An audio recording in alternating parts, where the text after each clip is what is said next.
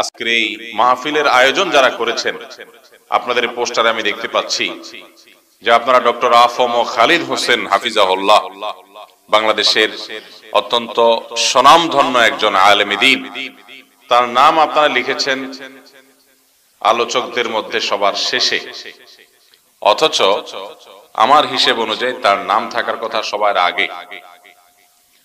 যদিও আয়োজকদের এক দুজনের সাথে আমার কথা হয়েছে, তাদেরকে আমি বলেছি মৌখিকভাবে বিষয়টা, কিন্তু সবাইকে তো আর পাই নাই, তারপরে বিষয়টা ক্লিয়ার করা দরকার। আমাদের দেশে ওয়াজ মাহফিল গুলোতে কিছু ভুল, কিছু বিচ্যুতি, কিছু ত্রুটি আছে। এই ত্রুটিগুলো সংশোধন না করলে মানুষ ওয়াজ মাহফিল থেকে কি শিখবে? এগুলো সংশোধন করতে হবে। যে আলেম ডক্টর আফম খালিদ হোসেন হাফিজাহুল্লাহ, তিনি আমাদের উস্তাদ তুল্য, ছাত্র জীবন থেকে আমরা তার আলোচনা শুনে এসেছি। প্রথিতযশা একজন আলেমে দ্বীন, সিনিয়র।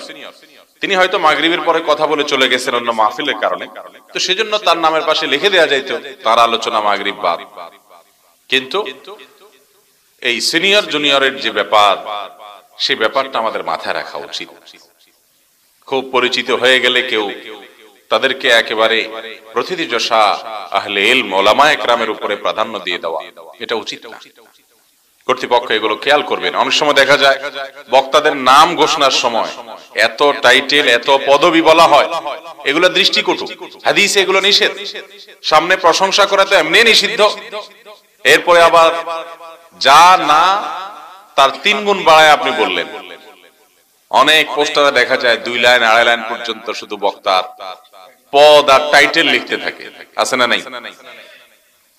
আর যে বেচারা ঘোষক নামের ঘোষণা দেয়, উনি তো মাইক পাইছে আর পাবে, বক্তার প্রশংসা করতে করতে করতে করতে করতে তারে আকাশের উপরে উঠায় দেয়। ওয়াজ মাহফিল থেকে মানুষ শিখবে সঠিক কোনটা আর বেঠিক কোনটা।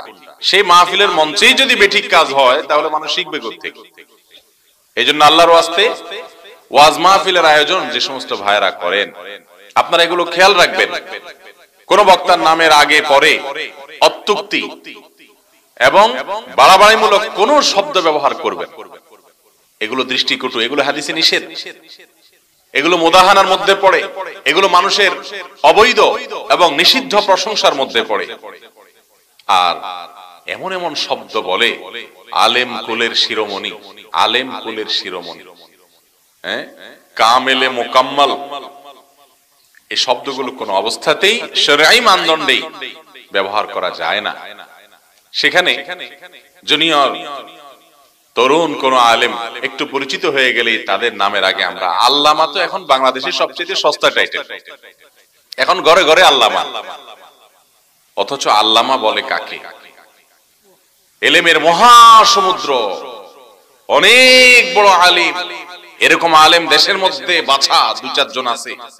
এইরকম পর্যায়ের কোরআন এবং হাদিস সম্পর্কে অগাধ নলেজ, যার ইলমের গভীরতা খুঁজে পাওয়া কঠিন হয় সাধারণ মানুষের জন্য, সাধারণ আলেমদের জন্য, এই মাপের মানুষকে আল্লামা বলা যায়, মহাজ্ঞানী, অনেক আলেম।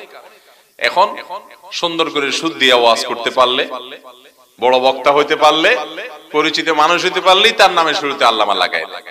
তো মাহফিল কর্তৃপক্ষের এগুলো দায়িত্বের মধ্যে পড়ে, তারা এগুলো করবেন না আল্লাহর রাস্তায়।